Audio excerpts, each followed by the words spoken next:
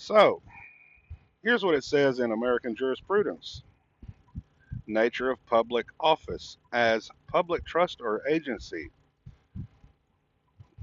a public office is created in the interest and for the benefit of the people and belongs to them.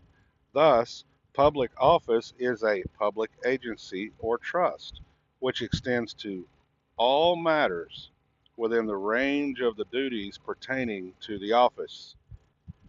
So, it is a nature of public office as public trust.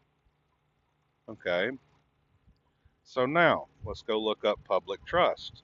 Oh, look at there. Public trust. See charitable trust under trust number 3. So you have one, two, three.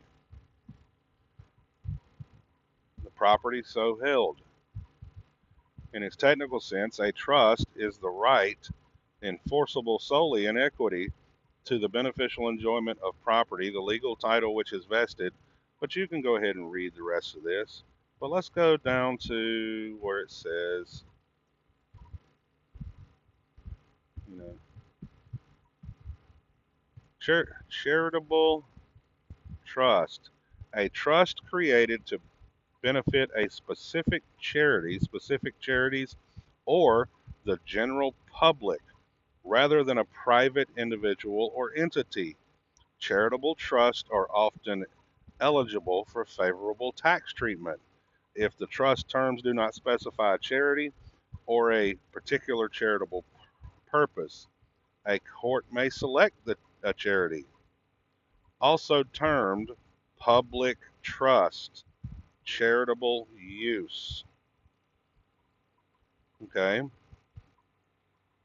so a public office is an office of public trust, and the United States was created as a trust, and it meets the requirements under the law of what a trust is.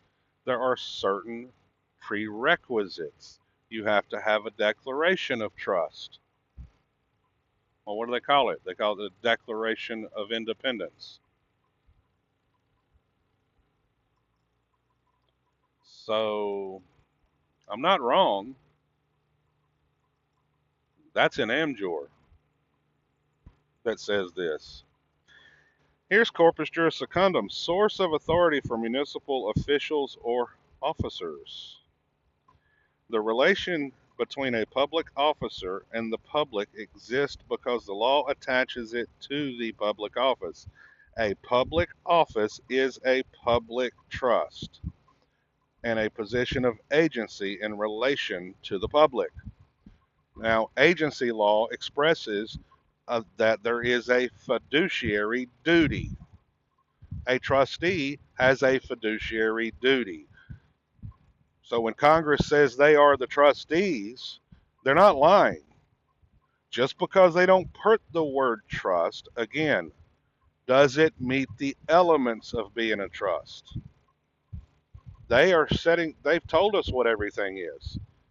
We're just making presumptions and assumptions based on our limited understanding of what it is. So this is just some of the evidence. Take it for what you will.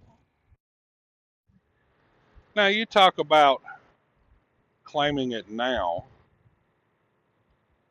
Well, they don't claim it now. They claimed it way back then because that is what it was set up as. I mean, you can deny it, but here's a 2003 case called an Office of Public Trust. But let's sort it by date.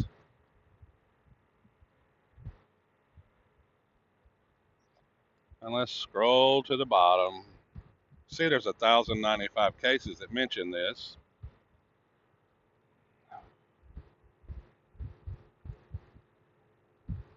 Now, here's the very first case, Rouse v. Moore. And this is Supreme Court of New York. Okay. What does it say? What's the holding of the case? The overseers of the poor being public agents and trustees. Okay, and then it says of the public agents and trustees of the town in respect to the poor have without any express authority from the legislature a capacity to sue coextensive with their public trust and duties. They are corporations sub modo, where a public office is instituted by the legislature and implied authority is conferred. And read what it says right here. They are public agents and trustees of the towns. Okay, what does it say in the next paragraph? Okay, so a public office is an office of public trust. And let's filter out cases. Let's go to secondary sources. First one, public office, a public trust. That's a Harvard Law Review from 1896. See, that court case was 1820. That was before the Act of 1871. That was just what? Let's see. The Constitution was 1789. So you've got 31 years after the Constitution. That's a pretty close vicinity to the creation of the country in 1776.